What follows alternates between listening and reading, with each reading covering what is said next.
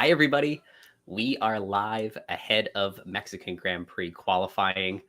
Rob, I thought this was going to be a boring week. Just slide into a medal lineup, have no other decisions. But now here we are after 3 practice sessions, and we've got a lot to unpack. Yeah, lots of really interesting outcomes from the last 3 practice sessions. I think I came into this weekend with 1 or 2 different team builds in mind. And I think after today and yesterday afternoon in FP2, a lot of that's straight out the window. So nothing quite like another deadline stream to try and dissect every single possible outcome. It's great to have you back. And thank you again to Tom, who was filling in for Rob last week on the show. We had a really great turnout, and it's always great to work with him. All right, let's set some of these house rules and start with our contest. So if you haven't entered our contest yet, head over to the FanAmp app.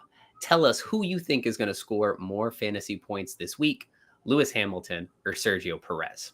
You can see right now the leader is Hamilton, and I wonder if more people are going to be pulling for Perez as the hour goes on. He's in his home race. You could really feel that energy every time he went around the track in practice. So we'll see if it evens up before the hour is out. And while you're in the FanAmp app on our channel, feel free to post a picture of your lineup, and our producer will put it in a slide deck for us, and we can critique it live on the air. Rob, who did you vote for in this contest? So I think for this one, I can't remember. It's going back to Wednesday. I think I had Hamilton. I know I had Lewis, Checo, and Max in my top 3, but I think I had Hamilton. I could be wrong, but I think my my point of view on that has slightly changed in the last kind of 24 hours or so. So I wouldn't be surprised if come the end of the stream, it's closer to a split vote.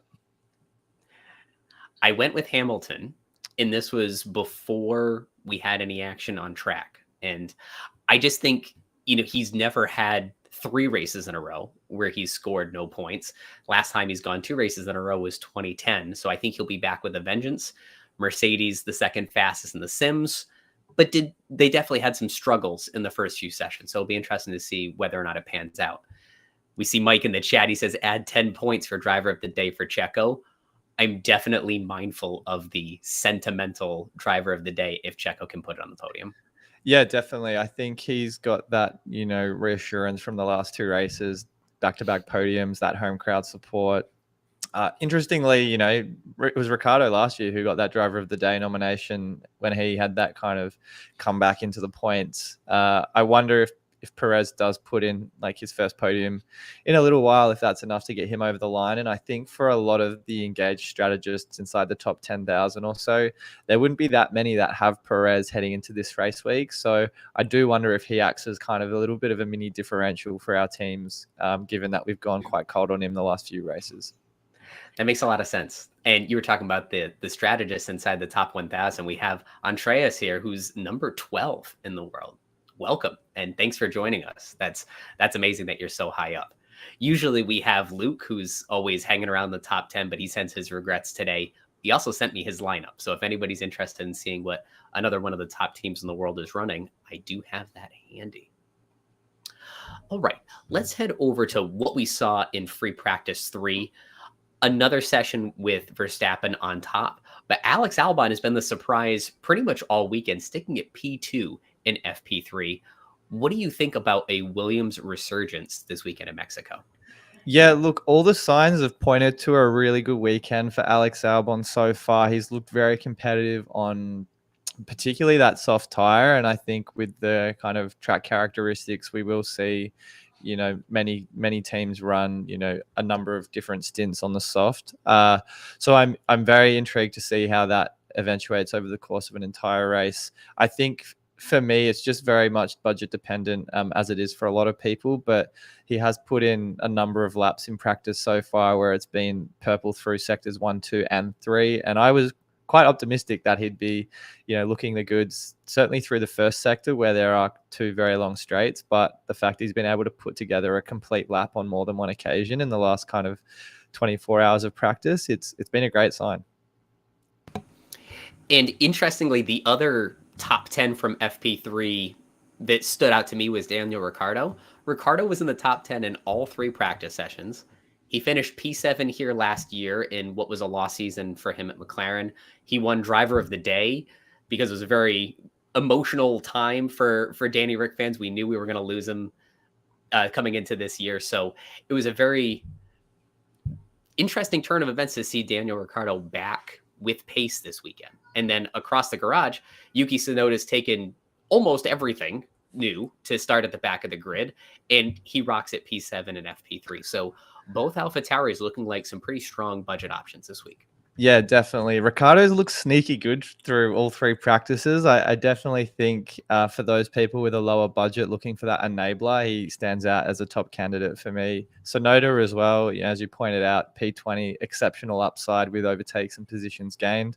And he had obviously an exceptional drive last week at Circuit of the Americas too. So I have every kind of confidence that he'll be able to continue that good form into this week. I think a driver that perhaps surprised me a little bit on the timing charts was Lewis Hamilton. He didn't finish above P7 in any of the three practice sessions we've seen so far. Practice 2 was obviously his best performance across the board. But, as is the case with each practice session, his times understandably improved. So I was quite confident he'd have, a good race on the cards this weekend. And I'm not ruling that out entirely, but it just seems like he's not quite as high up as I might have anticipated at the end of these three sessions. I was hoping to see more from Hamilton this weekend too, because obviously last week he was in line for the podium, had that really costly disqualification. And with that new floor, we wanted to see, is this Mercedes turning the page? And with that DQ, a lot of people are now wondering, did they lower that floor just enough to gain a substantial aero advantage? And we can't necessarily say that they can take the fight to Red Bull yet. And the most interesting data is some of these simulations. So you see, despite Lewis not parking it in the top 3 or even the top 5 in any of these practice sessions, Mercedes is number 2 in qualifying pace, and they come down to race pace, number 2 in race pace as well. Now, when you read this article further, it explains that their qualifying pace is so high because Hamilton set a flying lap early in his sessions, and then there was really heavy evolution after that. So a lot of the simulation takes the math into account of what if Lewis did a flying lap on a more evolved track, and that parked him somewhere around P2.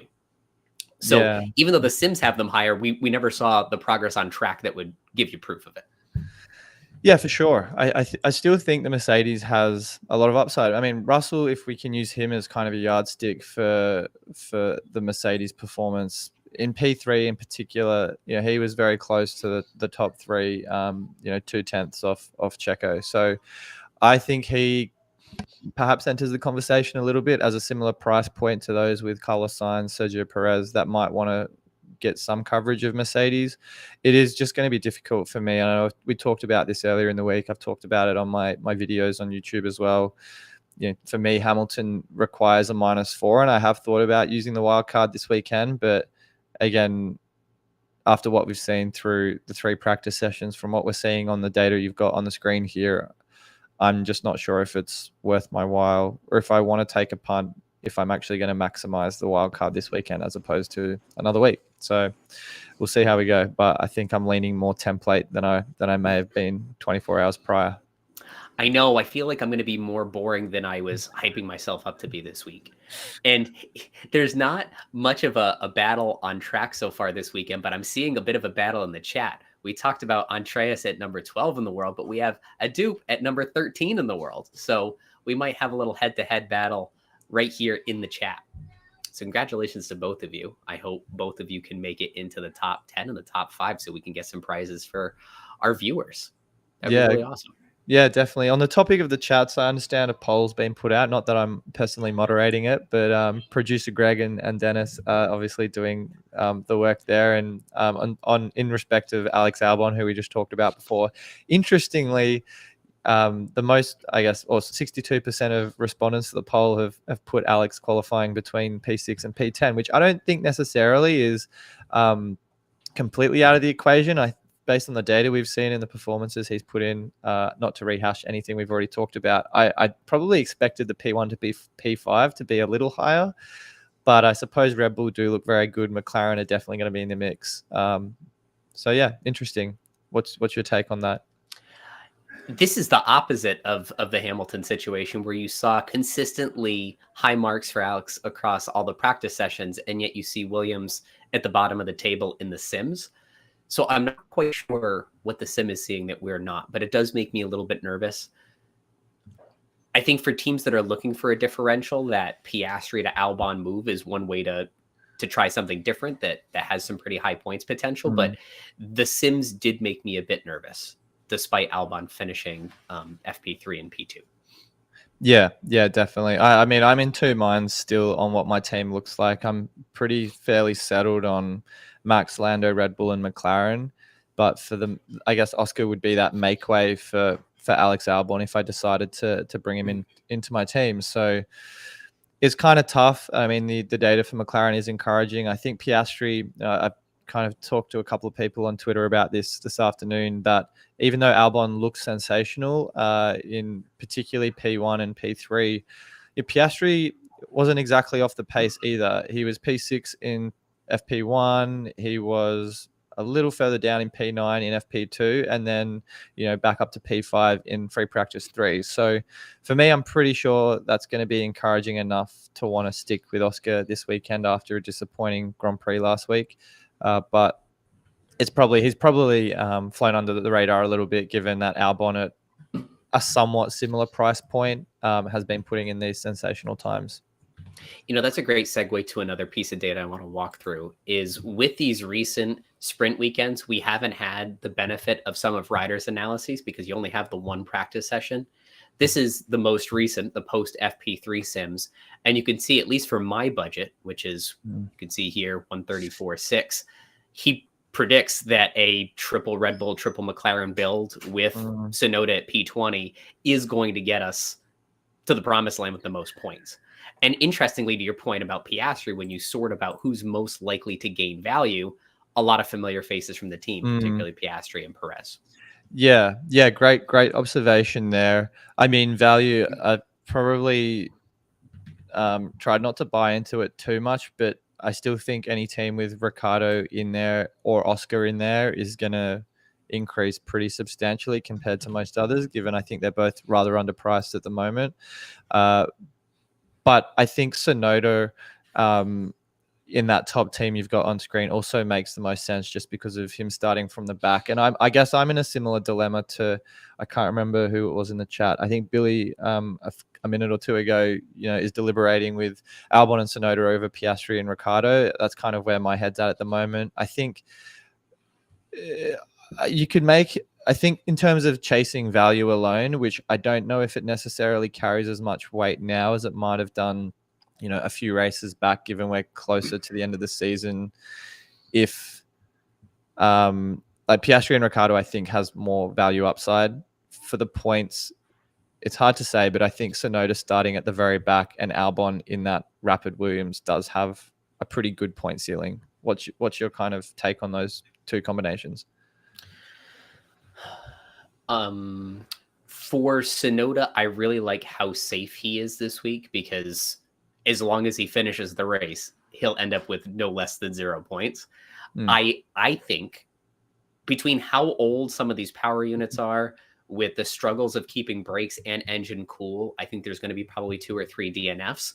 So if Yuki finishes ahead of the DNFs, gets 1 or 2 overtakes, he has a perfectly fine budget driver week. I think for Ricciardo, you have someone who hasn't instilled a ton of faith in us on race day, but practice looks really promising. His history at this track has been really promising. So again, I think if you want a higher floor, Yuki. If you want a higher ceiling, maybe Danny Rick. Yeah, fair enough. I like that. Do you want to go through the chat a little bit? I know we've been dribbling for about 15 minutes, which is what we do so well, but there's probably a couple of questions in here that we could probably close out pretty quickly if you want to, before we jump into some teams that have been submitted. Yeah. So just starting at the top, I don't think we got to a dupes question of Perez, Russell, and Tsunoda versus Hamilton, Norris, and Ricciardo. Ooh. That is a tough one. That's far out. Some of the hard-hitting questions today. Why don't I think for me, the consistency of Norris is very encouraging. But I suppose if we're looking at the team in its entirety, you mentioned the great points around Sonoda's high floor. And then Perez bounced back. Russell, if you look at the fantasy tools, Perez and Russell are in one of those top lineups. I think for me, it's probably hard to look past the first team, but I wouldn't say I'm completely sold on it. I'd probably say 60-40, 70-30 for Perez, Sonoda, and Russell. What about you? That's how I was going to start too. I don't think either of those are bad options, but I'm sure for someone that's in the top 20 like yourself, it's a nail biter every time you have to make a decision. Hamilton, I think, sets you up really nice for Brazil. Any lineup that has Hamilton already in it, that's one less transfer you have to make because he's pretty legendary there. I'm happy with either, really. Yeah, it's splitting hairs. Yeah, it's really splitting hairs. So I would say at this point, flip a coin. Go with your gut. Yeah. Robert in the chat, I think we moved him over to the FanAmp, but it says opinions on Triple, Red Bull, McLaren, Russell, Albon, and Yuki. That seems fine. That's basically one of the teams that's up here. So Triple Red Bull, Triple McLaren with Russell, Albon, and Yuki. So basically just everybody that's hanging out in these top teams here. So totally fine. Pretty good. Where in the app are we in the vote for Checo versus Hamilton? I think Greg might have answered that a little further down. Okay, good. But be sure to submit in FanAmp to enter, as Adam pointed out at the start of the stream.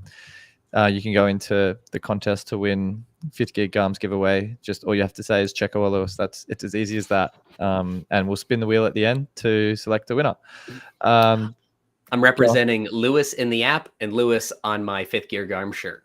So actually, I think the vibes out there. I think we were opposite on our race week preview video. So I think I actually said Checo, but again, it seems so long ago I can't really remember. It's been a long week. Yeah, it has been. Justin's got Verstappen, Norris, Piastri, Ricciardo, Red Bull, and McLaren. Can't decide between Perez and Russell. I think that's another tough one.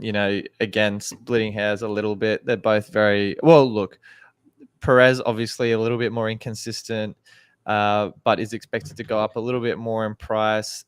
Projected to score more points than Russell. I think I'm going to go with Perez just because of that kind of hometown support, and he has looked, surprisingly good through these practice sessions. So, assuming he can string together a qualifying result, that's kind of front two rows, I think he's on for a decent weekend.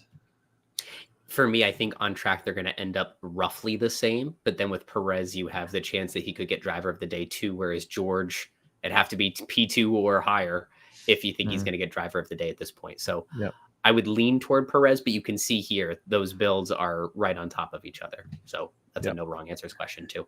Cool. Maybe we do one or two more questions, then jump into lineups, then we can address the others later on. Sure. Do you see a good one that you want to go next? I'm just scrolling through. I think we answered Billy's earlier. I think Andreas, we might have covered as well. Russell, Perez, Ricciardo, Perez, Norris, Sonoda. It's really Norris, Sonoda versus Russell, Ricciardo. I'd probably go Norris, Sonoda, to be honest, over Russell and Ricciardo. Yes, me too. Yeah. Would you take out Alonso for Albon? I think that's an interesting one. I think after last race, people were quite high on Alonso. Look, he obviously DNF'd, but I was actually just about to reference the qualifying and race pace. It doesn't look great. I think no good. No, I also worry that good result he had a couple of weeks ago was perhaps inflated a little bit by a couple of DNFs further up the field when I think he finished P6. Was it Qatar? It might have been. So I would favor Albon over Fernando Alonso for this week, and then maybe use the rest of the funds somewhere else in the team. I agree, and I'm so bummed about this because Stroll rocked all the way up to P7 in these same upgrades last week, and it just seems like, on the whole, Aston Martin have been struggling to get the setup right, and so I wouldn't put those risks on you this week. Definitely. All right, take it away with the team selections, Adam. Let's do it. All right, let's look at the first one. This is from our friend Mike. let's see. We've got Piastri and Perez versus Hamilton and Albon in an otherwise similar lineup. I was grappling with the Hamilton Albon lineup earlier this week. It's really tough, actually. This is one of the one on the left is one I may ultimately land on. But had Lewis looked even slightly more encouraging in these practice sessions, I'd probably be leaning the Albon lineup. It just depends, I think, largely on whether or not, for me, because I don't think Hamilton and Perez will be that different. If we put driver of the day aside to the conversation, I don't think their points production is going to be all that dissimilar. But for me, Albon, the rapid Williams pace, if he qualifies up there close to where Piastri is, for me, it largely depends on whether or not he can hold position throughout the entire race. I know the McLaren has that consistent race pace we've seen. And I'm not suggesting Albon's going to suddenly fall out of the points in a matter of laps. But can he stay around the podium like the McLaren can? I wouldn't be so sure about that. What I've been telling people all week, or at least in the last 48 hours or so, is it sort of depends on where you and your team are and what your goals are for the last few races too. For our friends that are in the top 20, you might be tempted to just stay a little bit more conservative, because if you miss, a lot of those other top strategists are going to miss too. Whereas if you're, I'm going to make this up, outside the top 10,000 or 20,000, if you're like our producer Greg, who just posted in the chat that he's at 1.5 million, throw the haymaker. Do the thing that's a little bit risky but has differential and a high upside. Let's go down to Joe. It looks like Joe's really struggling. He's got 3 options in front of us here, but I think they're all very similar combinations of stuff that we've looked at already. So 2 builds with Lewis, 1 build with George. Every build has Ricardo. It does. I'm just looking at this one in the middle with Hamilton and Perez. I think, Sonoda has obviously that high floor, but 2 budget drivers, regardless of who they are, scare me just a little bit. I really like that team in the middle if you're going to intend to use the autopilot on this weekend, because you've got 3 very high point scoring assets in those driver slots. But I do worry you probably haven't got the same, maybe not consistency, but you haven't got those kind of Piastris or Albons in there to perhaps prop your team up with those reliable source of points that Ricardo doesn't, say, for instance, have at the moment. I'm still staring at these. There's a lot of math going on in my head right now. Yeah. I think I like team 3 the most, because you have the most exposure to McLaren and they're pretty safe. Russell seems to be having a good weekend so far. He has a pretty high floor. Danny Rick, top 10 in all 3 free practice sessions. Good history at this track. I think I'm leaning toward that one. And Joe has some of the more exotic options we've seen. I think he has a higher budget than some of us do too, because I don't think I had to confront any of these. No, I can definitely afford. I think I can afford all of those lineups. Which means you could definitely, because I could definitely afford Verstappen, Piastri, Norris, Ricardo, Russell. I was looking at that one earlier. So if I can afford it, you can definitely afford it. I hadn't even thought of that middle one. That middle one's really cool. Yeah, it's just the all or nothing team. It is.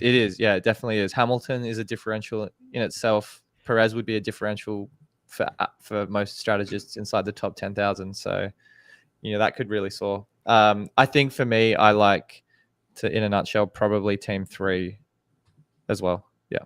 Oh, good. We agree. Yeah. All right, let's hop on down to at Vettel. Do we have Seb himself on FanAmp right now? I promise I will tell the FIA if you're playing fantasy. So I think this is just general lineup thoughts. What do we think about this team? Very similar to the team 1, or I guess it's a hybrid of team 1 and team 3 from Joe's scenarios. Yeah. I think we're at this point where the bare bones of most teams, Max McLaren, Red Bull, one of the AlphaTauri drivers is going to be pretty much the same. And then it's really a combination of Albon versus Piastri, Checo versus Russell, or in this case, you've got both in the team, or like a Lewis, for instance. I really like it, to be honest. They're all I'm very happy. good lineups. We're not seeing really much Ferrari. I can see on the next screen we might have a Ferrari in there, but I think Ferrari for me right now is an avoid. We're seeing a lot of kind of popular template picks, and I think for the most part, everyone's got it pretty spot on. So I'm happy with this team too. Yep. It looks like a good differential. Everyone's looking fine through the practice session so far, and you're spread out a bit. Besides triple Red Bull, which is the safest team to go triple up on, everything's very well spread out. Yep. All right. Maybe I'm blind. I thought I saw Ferrari, but the screen is slightly smaller. So would you settle for a Haas? I'm not convinced. I'm definitely not. It's hard because I wonder if with Hulk and Ricardo, Lewis has slightly lower budget than some of the rest of us.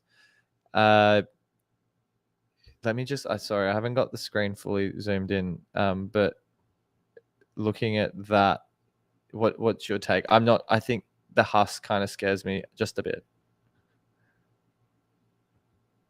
You're on mute, Adam. Sorry, I was typing. I didn't want to be clicking in your ear. You don't like Hulkenberg with his 200th race? Not really, to be honest. It's I want to be. He's been a sound asset. Like obviously we've maybe blown out of proportion just a little bit. That those positions lost he gets from that Haas is not great. But he's only had, I think, one DNF this entire season. So he is just a very sound asset to have in your team. You're not really going to hit below zero that many weeks. But at the same time, you've managed to team on the right-hand side. You've got, do I see 4.1? Could we potentially upgrade Hulkenberg to someone like Joe? That's what I was thinking. I was actually thinking the same thing on the left with upgrading Ricardo to Yuki. But yeah, you definitely have some money on the table that you could use to upgrade some of those drivers there. Yeah. And to go back to one of Rob's points earlier, any team with 2 budget drivers typically worries me. So give me the team on the left. Yep. I like that. Good. Ooh, we're heading up to the bottom of the hour. So just another reminder that if you haven't voted and participated in the contest over on our FanAmp channel, we're going to be picking the winner in about 20 minutes or so. So let us know who is going to score more fantasy points this week, Checo or Hamilton. Okay, CX Kev, one of our recent contest winners, sharing a team here. I'm happy with this team too. Yep, love it. I think we've covered that one already. All assets that are more often than not safe as houses. Ricardo, I know a lot of people are not convinced on his consistency, and I may have mentioned that once or twice too, but I also love the fact that at 4.5, he just enables maybe another extra move into an asset. Say if you're Carlos Sainz, for instance, for my team right now, I have Carlos Sainz and Tsunoda, going down to Ricardo enables me to get up to a Russell or a Sergio Perez. So I love that flexibility that we just didn't have a couple of weeks ago, where you pretty much have to stick with that team, because otherwise it's Sargent and Sargent's whatever the opposite of safe as houses is. So I like Ricardo as an enabler for sure. Sargent gave us some moments this weekend where you really want to believe in him, and him scoring his first points in Formula One last weekend was a really feel-good moment for all of us. I just can't recognize him as a regular fantasy asset for the rest of the season. Yeah. He's very worrisome. All right, and then we have Dennis. I bet you this is our producer, Dennis, who always has a lower budget than the rest of us, because he always gives us these $100 million funky teams. All right, let's have some fun with this one. Yeah, definitely. Alpine, they strike me as a boomer bust constructor this week, because they've brought these extra gills to try to get more cooling into their engine. Recently, Pierre Gasly's actually looked pretty consistent, but Ocon, on the other hand, just seems to have every flavor of issue that could lead to a DNF imaginable. Everything from accidents that are his fault, accidents that aren't his fault, car troubles, etc. So Alpine strikes me as a boom or bust constructor. Yeah, I know it's maybe easier said than done in some circumstances, but for me, when budget is particularly difficult to come by, and we saw this last year where Max wasn't our automatic 2 times every single week, it had to be someone under 20 million, that he was actually the first person I'd rule out having in my team. I know that sounds like quite a controversial pick at the moment, given he is a lock just about every other week. But I think with a budget of like 100, 105, 110 million, when everyone else is kind of 125 plus, what would your take be on getting Max out of your team and two-timesing someone like Perez or George Russell instead, and getting in the Red Bull constructor, which already kind of has that max output? It's interesting you bring that up, because a theme I've seen across Reddit and social media this year, I know of a few people who are in fantasy leagues with their friends, and they have a rule: no max. You have to build a team with no max. And so for people that are in that situation, you've got to think outside the box. And moving to the Red Bull constructor is a safe way to pivot from that. Not only do you get Max's performance on track, but you also get their pit stop abilities. You get the bonus for both drivers making Q3. And these are some of the things that make the stronger constructors so much better than the lower tiers. Yeah, definitely. I like, other than that, you could also potentially, if you downgraded, I mean, you're essentially swapping out Max for Red Bull because they're priced similarly. So you'd be able to use that extra budget of Alpine to maybe get to a Joe instead of a Hulkenberg, for example, or a Sonoda, and then redistribute whatever you have left over to another part of your team. But I think, Perez, Ricciardo, McLaren, they're all pretty good assets to own for a team that is very, very low on budget. We're going to have to start a FanAmp league next year. We'll get Dennis started on day one, and we'll get that budget up in the 130s for you in no time. Craig just posted in the chat the results of the poll of where are all of you coming to us from. And I think for the first time since we've started this show, Rob, more than half of our audience is not from North America. 53% from Europe, 33% from North America, 3% from Asia, and 6% from somewhere else. Ooh. Maybe we've got a couple of viewers out in Fiji or Samoa. That'd be something special. But that's really interesting. I mean, maybe not too surprising because of how big the F1 base is in Europe, not just fantasy wise, but the sport itself. So I would, obviously great to have you guys wherever you're dialing in from. Most people back home for me in Australia are probably just waking up, so wouldn't expect too many on the stream here. But notwithstanding that, what's your take? Mike took my joke. I was picturing someone in Antarctica with like a 6 foot tall antenna, just trying to get it on the chat. But hopefully everyone's nice and warm and comfortable, like we are in the northeast of the US. Mike and Leapfrog both referencing Antarctica, so maybe we gotta see if there's an Antarctica league out in F1. Probably not. I might enroll in that instead of the US next year. And Bruno says he's from Brazil, so you'll be hosting a race just next week. I'm very jealous. Very, very good. Rob, we've got Halloween coming up in a few days. Are you going dressed as a Formula One character, or are you just going as Rob or something else? I have. Is it Tuesday when it's actual Halloween? I think. Tuesday. So I don't think I'll be out. Tuesday night, but I've got something on later this evening with some friends. So I am recycling an old costume of mine from a couple of years ago, which is Pennywise the Clown. So it should be good. I dusted it off, a couple hours ago, just to make sure there's no kind of diseases inside there. But let's see. Hopefully, my fantasy score this weekend isn't quite as scary as my outfit. What about you, mate? So my family had a discussion and they voted, and I wasn't home for this vote. And my 5-year-old said we're all going as the PJ Masks. And for anyone who doesn't have little kids, look up Catboy from the PJ Masks, and that's what I, a grown man, am going trick-or-treating as. So I envy each and every one of you in whatever costumes you're wearing. But if I had to pick an F1 costume, I have one very specific scene of one very specific episode of Drive to Survive I dress up as.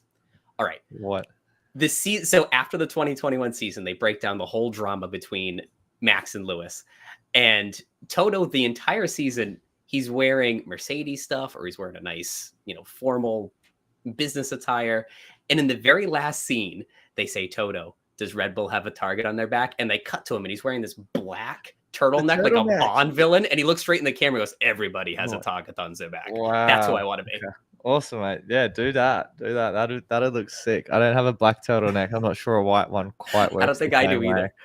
I'd have to go shopping. So feel free to put that in the chat too. Do you have any really good F1 Halloween costume ideas? Or do you plan on going as one? I'd love for you to tag us in it or bring some of those pictures to the show next week. Oh my goodness, we have someone here from Sri Lanka and it's 2 a.m. Thank you so much for coming.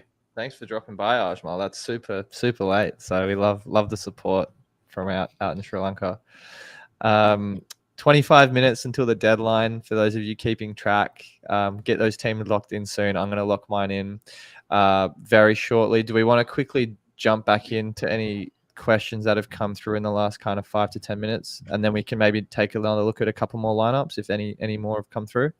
Sure. I see Dennis is making a new slide. Like maybe he's going to put one in there. So do you see any questions that we haven't gotten to yet? I've lost track of it. I think we got up to Hakon. Is Albon a good idea? Yeah, I really like Albon. I think we've talked about that already. As long as you think the Williams can maintain its, assuming Albon qualifies quite high up in Q3, assuming they can maintain their track position over the course of an entire race, I think he has a lot of opportunity and upside to score well this weekend. JG, and this was one I wanted to pick your brains on, Adam, because someone ran it by me on Twitter an hour ago. I tweeted about it. I don't obviously have final fix to use this weekend, but JG's pointed out Albon in for quali and then final fix him to Piastri.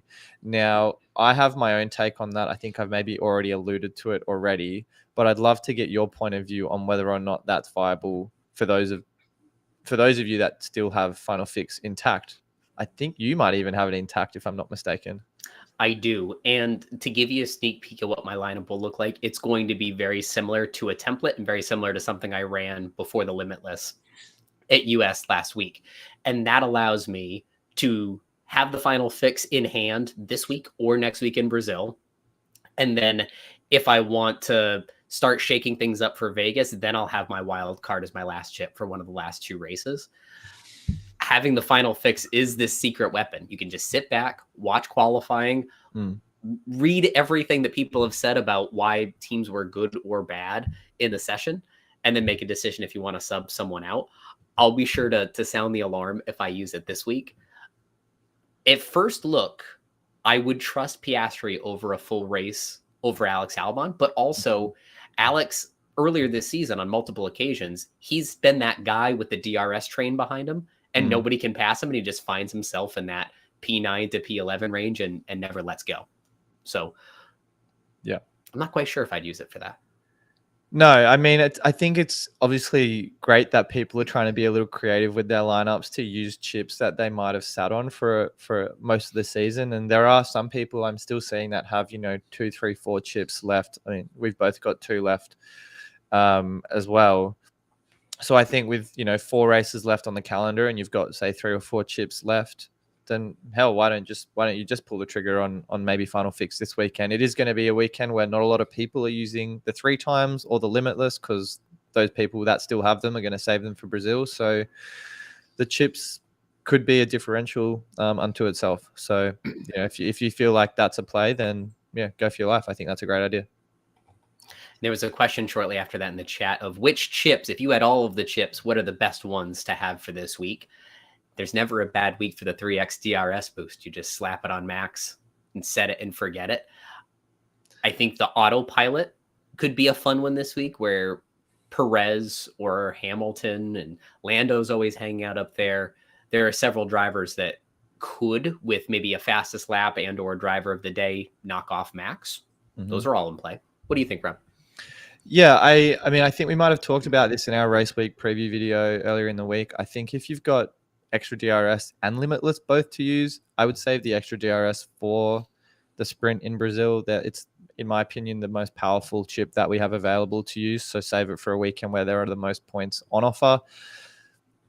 Limitless, I was going to suggest use it on a weekend where Mercedes look quite good in the practice sessions. There's some inkling in the data that we've looked at and in some of the times that Russell and Lewis have put through that they could be competitive, but by how much, as opposed to, say, a Las Vegas or an Abu Dhabi, is another question altogether. Autopilot, I think, depends largely on if you've got 2 or 3 potential race winners. It could be Max, Lando, Sergio Perez. If you've got all 3 of them in your team, slap the autopilot on, hope that the driver of the day edges, say, Checo past Max in the total points for the weekend. So a lot of optionality there. And you've obviously talked about final fix. No negative. I would save that for Vegas, and then wildcard, whenever you want to take a hit. If you're taking a -4, then just use it. Yeah. All right. I see a question over on our FanAmp base. Sophia says, totally new to this fantasy formula thing. Does your cost cap get bigger later on because my lineup is shit and I can't fix it? I appreciate the extra eyes in there. It does. So over the course of the season, at the end of each race, all of the assets could gain or lose value. And so if an asset on your team gains value, your total team's buying ability grows.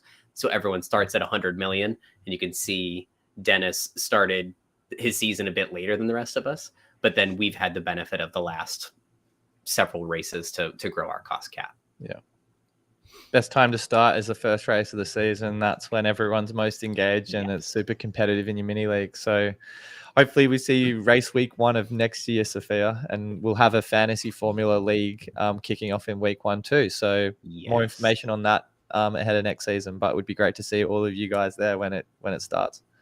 We'll certainly have our act together earlier next year. Rob and I came together after a few weeks of the season, and we didn't know it would turn out to be this wonderful. So we will start with preseason content, a fresh league for everybody, and we'll 100%. Be here with you from day 1. Definitely.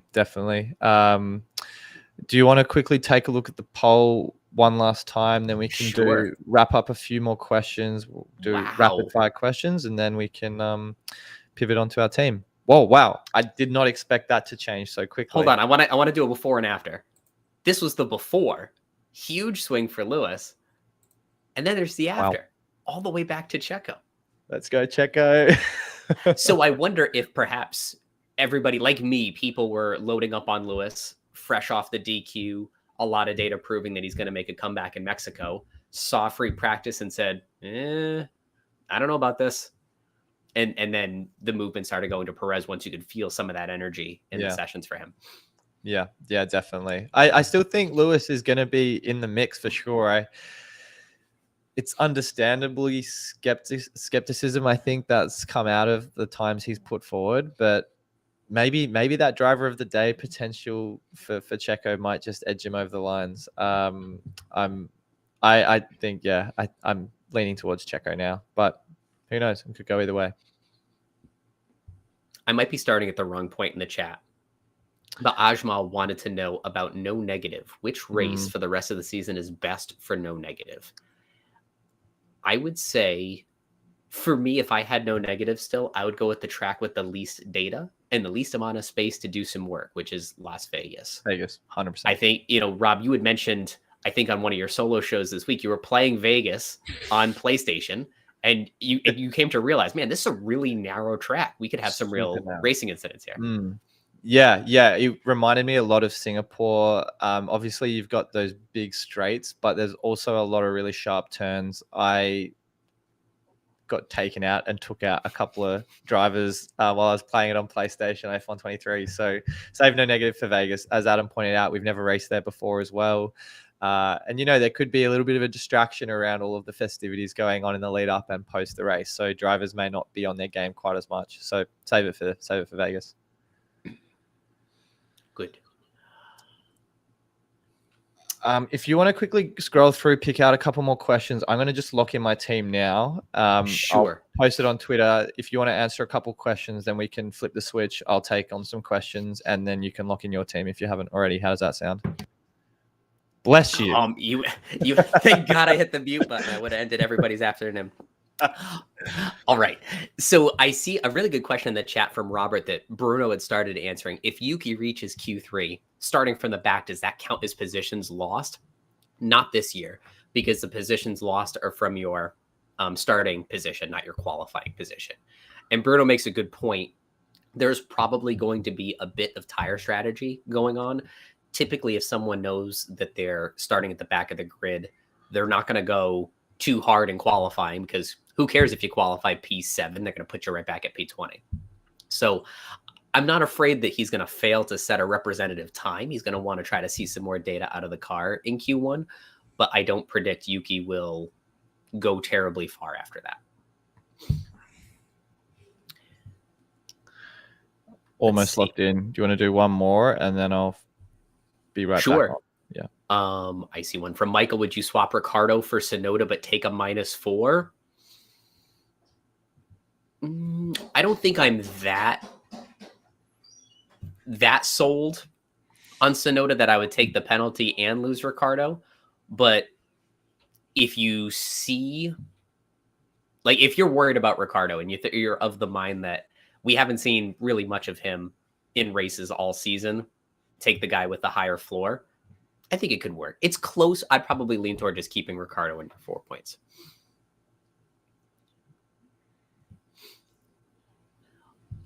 All right, we have some questions in the chat, like including from Kevin. What are we going for with our teams? I can take you over to X. If I can get all my screens together here. Let's look at what I went with. So I locked in the exact same team that I came out of Qatar with. Oop, I think I lost my screen for a second there. There we go. So this is the team that I ran in Qatar, and there are a few benefits here.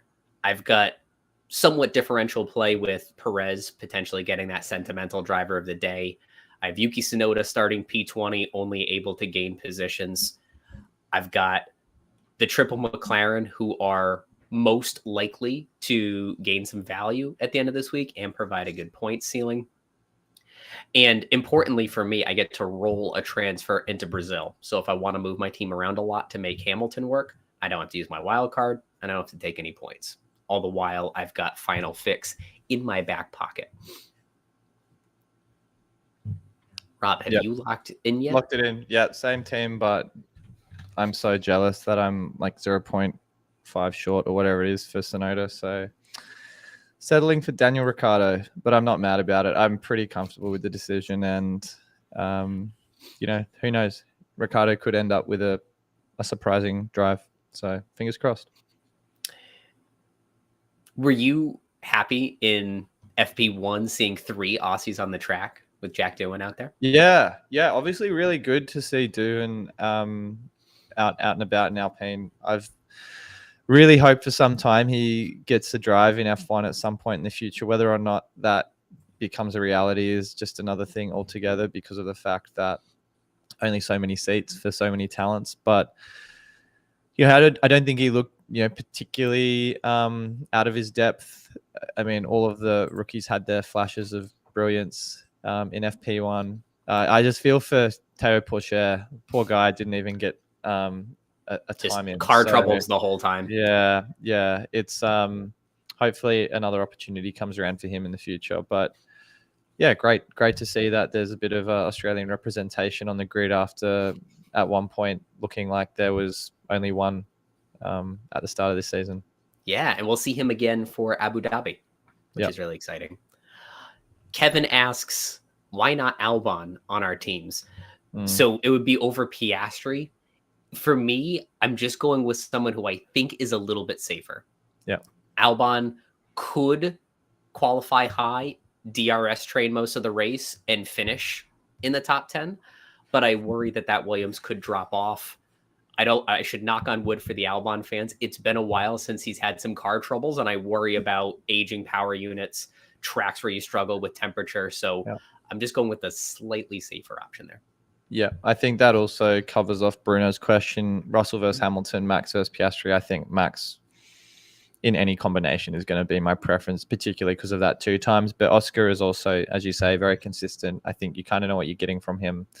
Russell and Hamilton, both great options, but I think Max in his own right edges that for me. And I see Billy in the chat that has already he basically is Same lineup as you, Rob, with Albon, but with final fix in hand to move to Piastri, as we had talked about earlier. Cool. So great strategy, Billy. Nice. I like that a lot. Yep. Cool. If we covered most of these other questions, 10 minutes until the deadline, guys. Get those teams locked in. Yeah, maybe one more minute. I'll pick the contest winner. So if anybody's joined us and hasn't entered the contest yet, head over to FanAmp. Tell us who you think will score more fantasy points, Checo or Lewis. Checo has taken the lead over the course of today's show, which is really surprising. Yep. All right. I'm hearing that we've got all the names in our tracking sheet. And I will move my wheel of names over to the screen that I'm sharing. All right, let's spin it.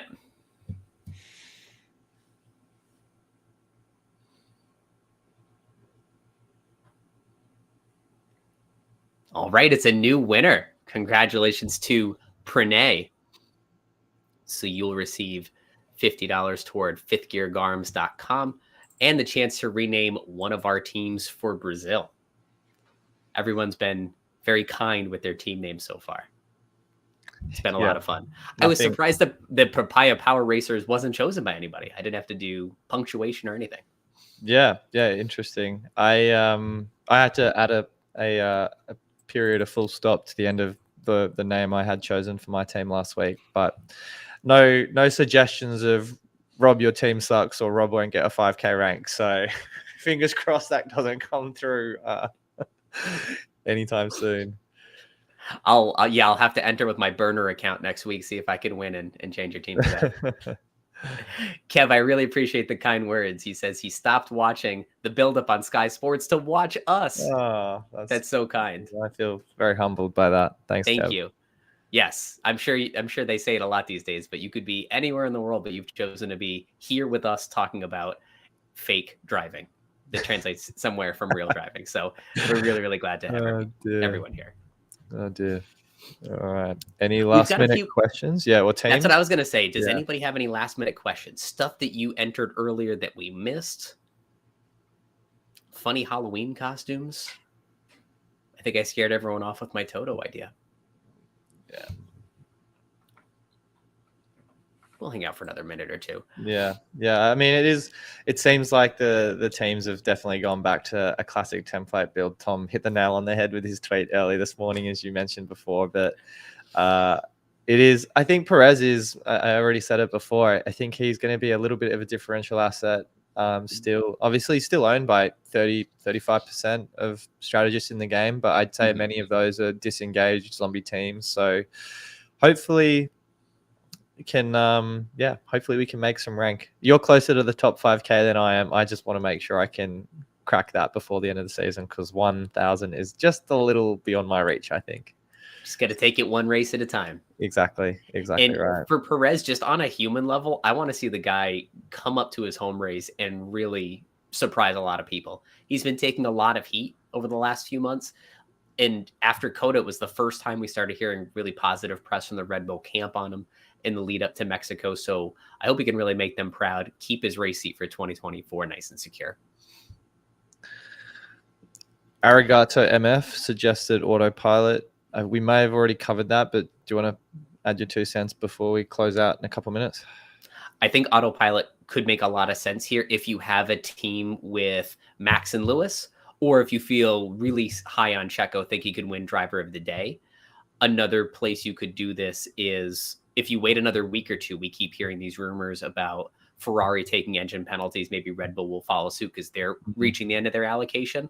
That's a good way to use autopilot too. So if Max takes the engine, maybe he doesn't chase all the way back up, or someone gains more positions because they took the extra engine. So I'd say maybe hold on to autopilot. There might be some better chances, but we're also running out of time too. Yep. And then Martin, how dangerous is the first corner on this track in terms of drivers wiping out or crashing in turn one? I mean, my take on that is that it is a super, like that first straight is a real top speed section of the track. So I think every driver just about knows how hairy that first turn is going to be in just about every single race, but particularly Mexico, given it's one of the fastest straights on the calendar. I'm not so sure it's going to be a complete car pileup, but you might see the odd incident where someone clips another driver in the back and they spin out. I don't think it's really too dissimilar to many of the other turn ones on the calendar. It's part of why I'm so glad Yuki's starting at the back of the grid. He's DNF'd the last 2 races for reasons that aren't his fault, and both of them were Danny Rick's fault. He yeeted him off the track last year, and then in 2021, Ricardo got tangled up with Bottas in a way that the whole midfield just bunched on Yuki, and he took damage in both those cases. All right, well, I think we could probably leave it there for now, Adam. For those of you still on the stream, good luck with your teams this weekend. Another really pivotal race week. 4 left, 4 more deadline streams to go, 3 more deadline streams to go after this one. So yeah, a lot of pivotal weeks, or a couple of pivotal weeks left in the calendar. Thank you all for coming this week. We'll be right back with you on Tuesday for our weekly show to get you ready for Brazil.